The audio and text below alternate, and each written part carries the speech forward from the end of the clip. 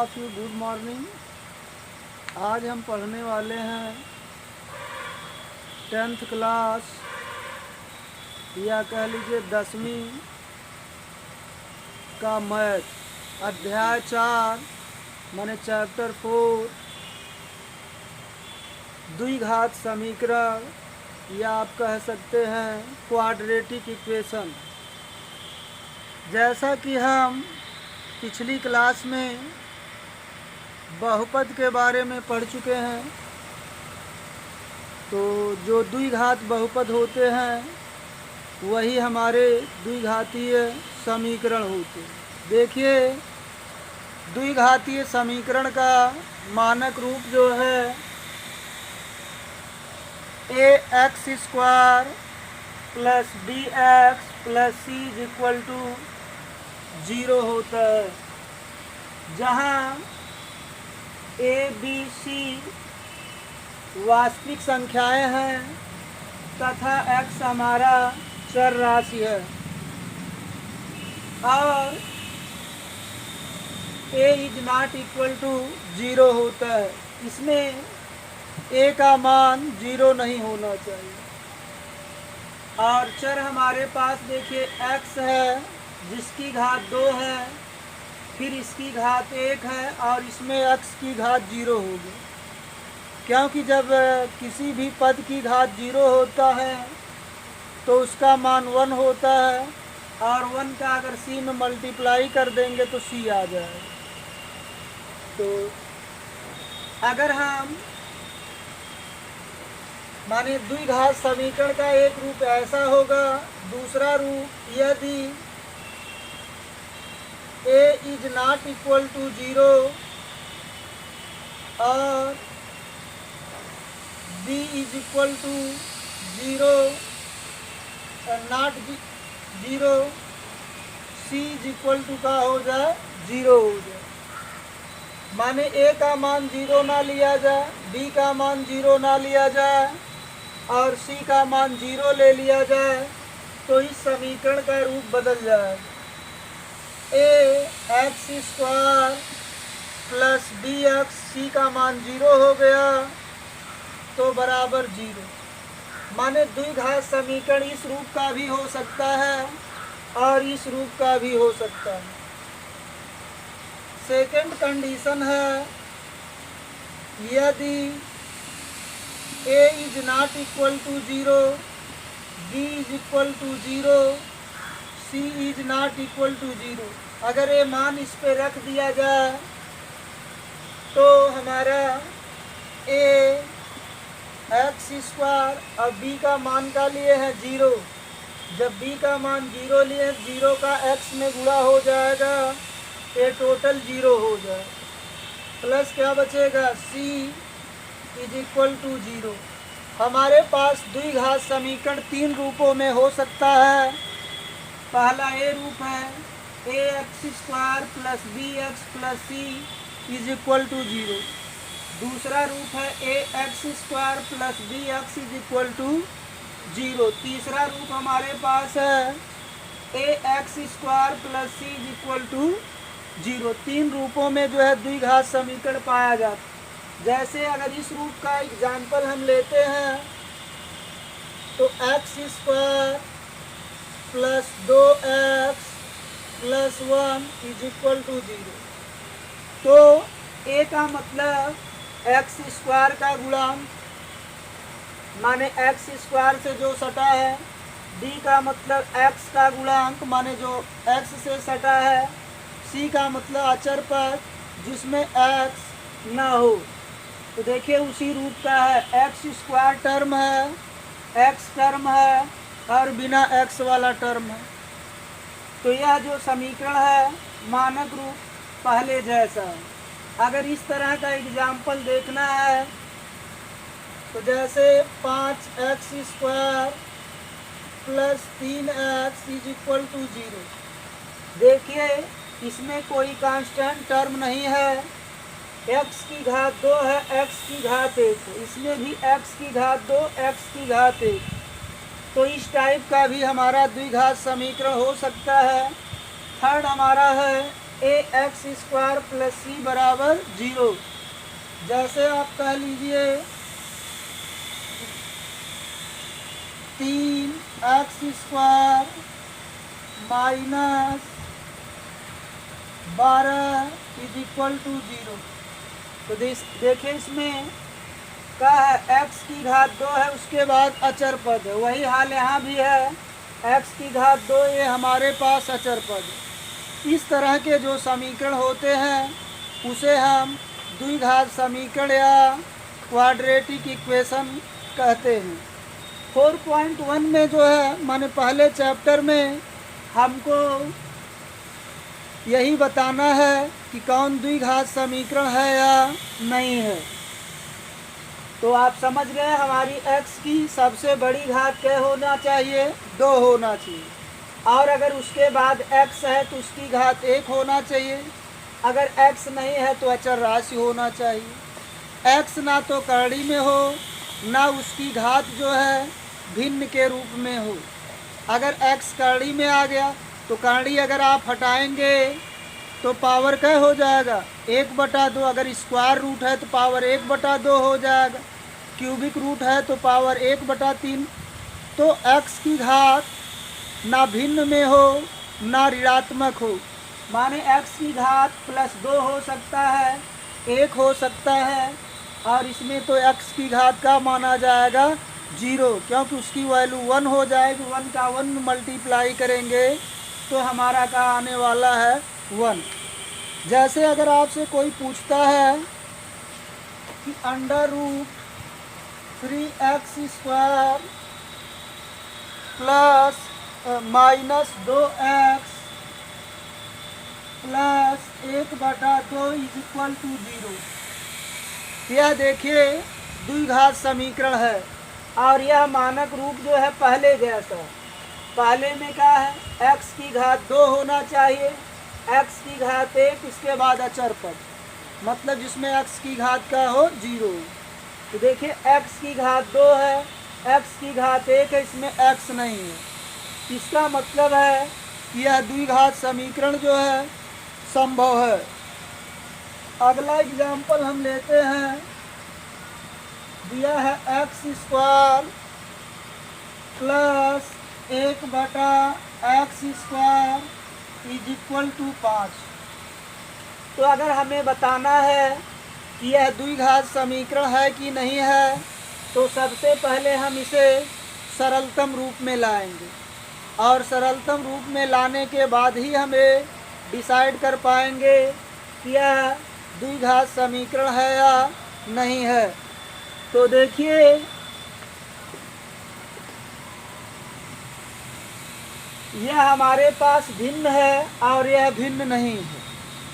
जब हमारे पास एक भिन्न हो और दूसरा भिन्न ना हो तो हर का जो भिन्न नहीं रहता है उसमें गुणा कर लेते हैं, जो चिन्ह रहता है उसे लगा लेते हैं और अंश में कोई परिवर्तन नहीं करते। बटा लगा के हर में जितना दिया गया उतना लिख लेते हैं।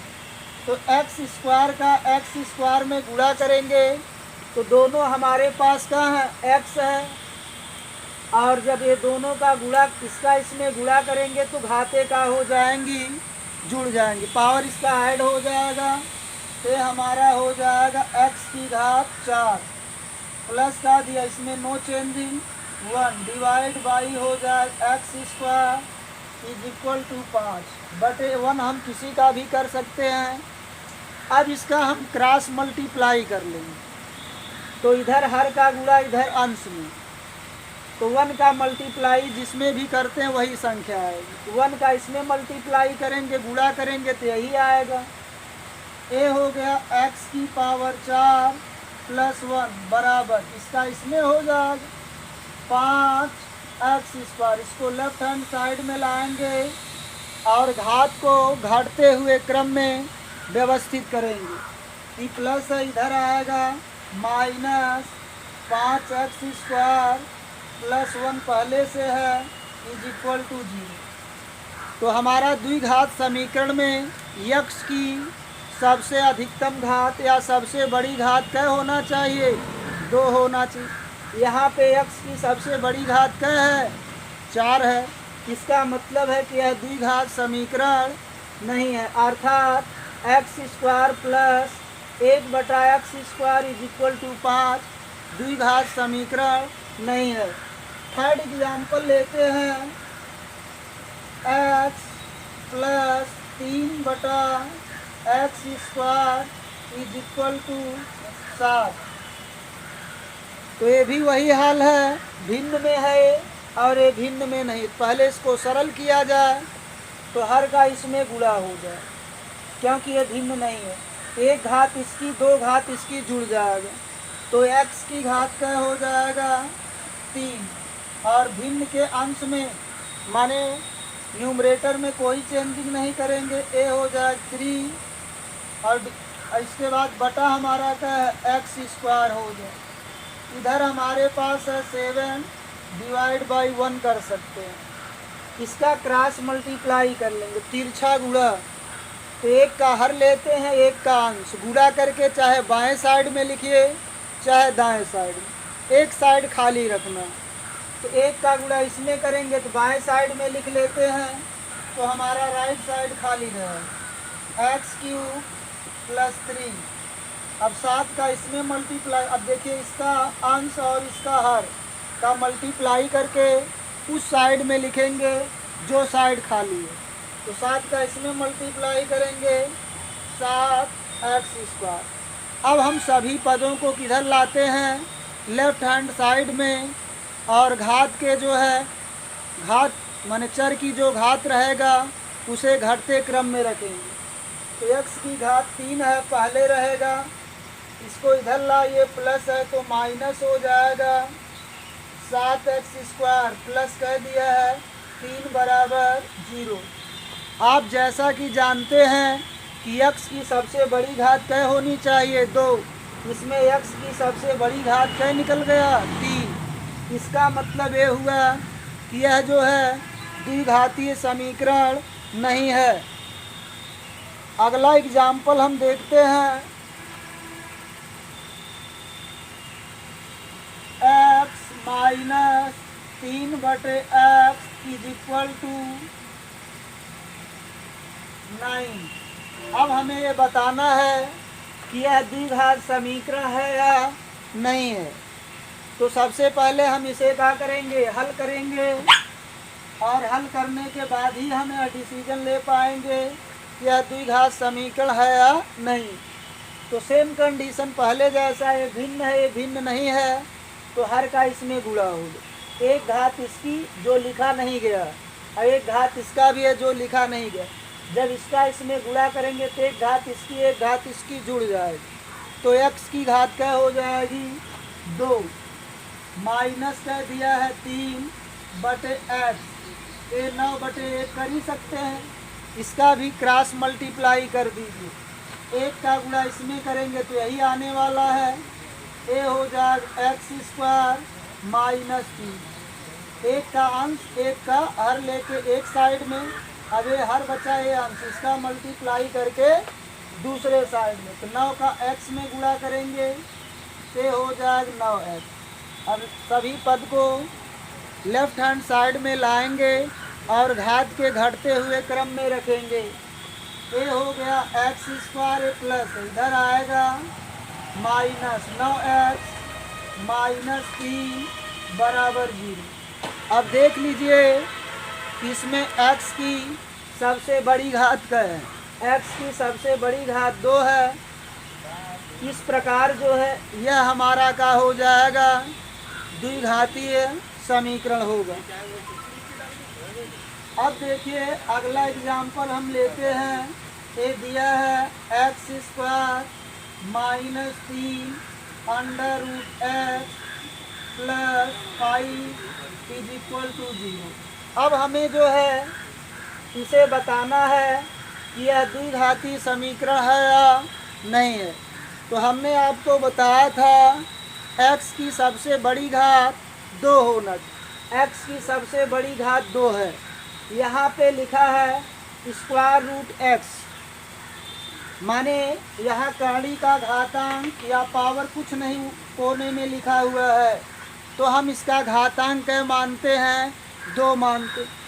तो अगर हम ये कड़ी हटा देंगे तो x² माइनस 3 कड़ी अगर हटा देते हैं तो घात बन जाएगा। अगर कड़ी को हटाएंगे तो कड़ी का बन जाएगा, घात बन जाएगा। तो घात हमारा क्या होगा, 1/, कड़ी का घातांक। इस पे घातांक इस गड्ढे में कुछ नहीं लिखा गया है, इसलिए हम इसका घातांक 2 मानते हैं। तो बटे 2 हो जाएगा, प्लस हम 5 बराबर 0।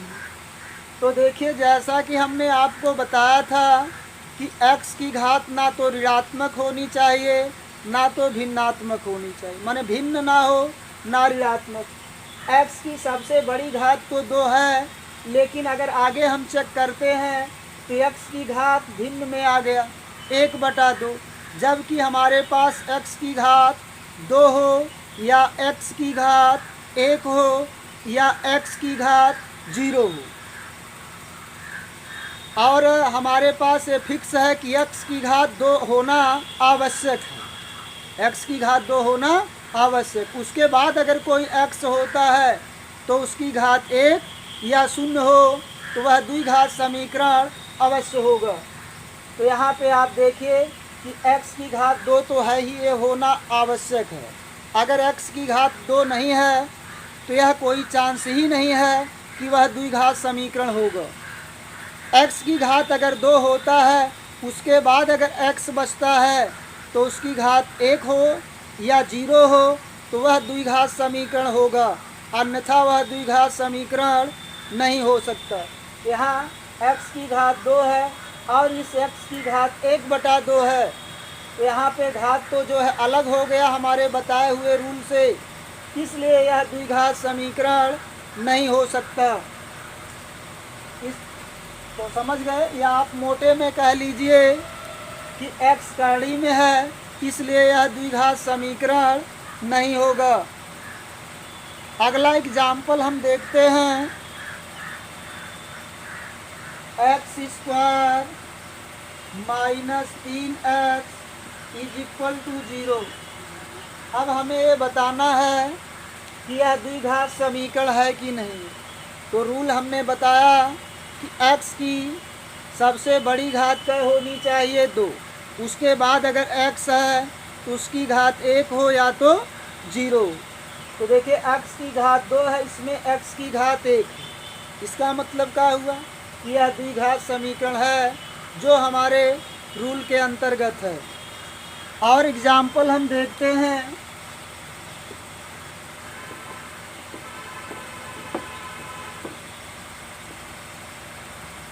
हमें दिया गया है अगला एग्जाम्पल 5x² माइनस 3 बराबर 0। अब हमको ये बताना है कि यह द्विघात समीकरण है या नहीं है। तो x की घात क्या दिया है, 2 दिया है, इसमें x नहीं है। इसका मतलब x इसमें अगर सपोज किया जाए तो होगा, क्योंकि अगर इसमें x की घात देखिए 5x² minus 3 into 1 is equal to 0, क्योंकि हम जानते हैं 1 सबका गुणनखंड होता है, माने सबका फैक्टर 1 होता है, संख्या चाहे कुछ भी हो।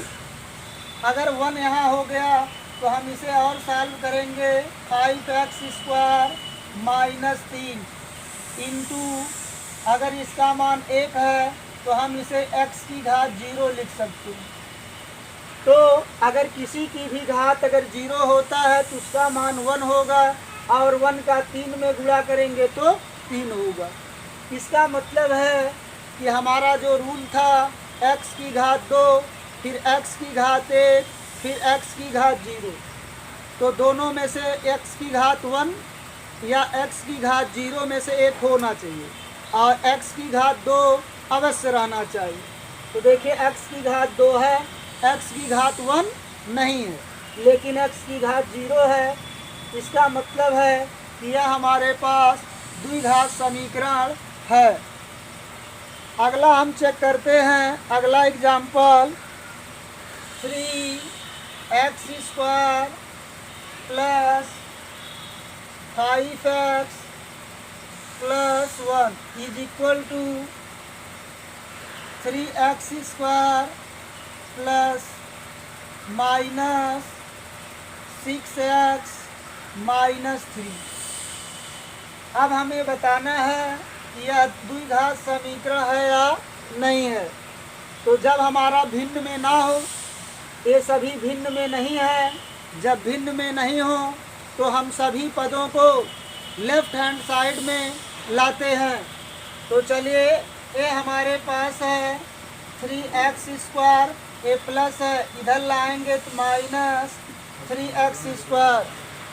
ये हमारे पास है प्लस 5x, ये माइनस है, लेफ्ट हैंड साइड में लाएंगे तो साइन चेंज हो जाएगा, माइनस है, ये हो जाए प्लस 6x। और इधर क्या है प्लस 1, ये माइनस 3 है, इधर लाएंगे प्लस 3, इधर आपका कुछ नहीं बचा तो हम 0 लिख देते हैं।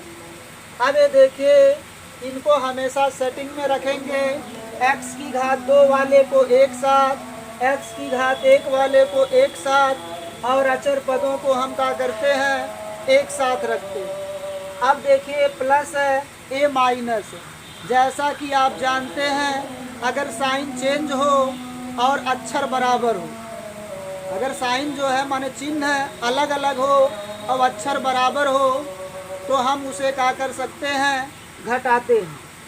अगर साइन अलग अलग है, अक्षर बराबर है, तो हम घटाते हैं, बड़े में से छोटा घटाते हैं, और चिन्ह हमेशा बड़े वाले का लगाते।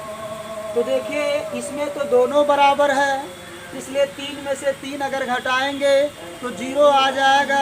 0 मतलब कुछ नहीं, माने ये कैंसिल हमारा हो जाएगा। या इसे हम यहाँ से भी कैंसिल कर सकते हैं, क्योंकि ये इक्वल है, साइन भी इसका सेम है, दोनों दो साइड में है, ये कैंसिल यहाँ भी किया जा सकता है। अब देखिए, ये भी प्लस है, यह भी प्लस है। अक्षर की बात करते हैं तो इसके पास भी x है, इसके पास भी x है, इसके पास x नहीं है, इसलिए यह इनसे नहीं जुड़ेगा।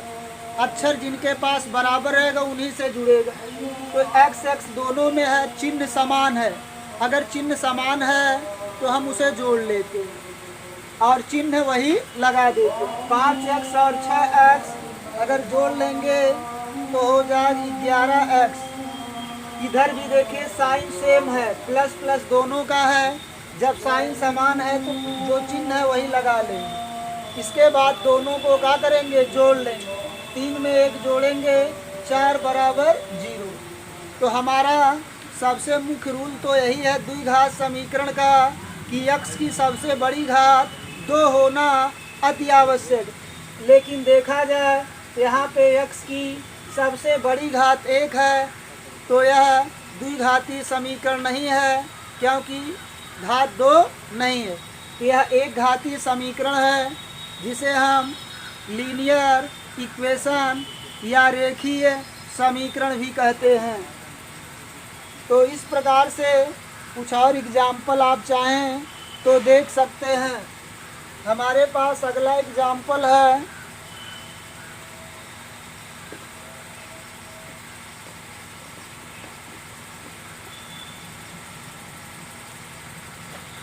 x plus 1/x minus 1 is equal to 0।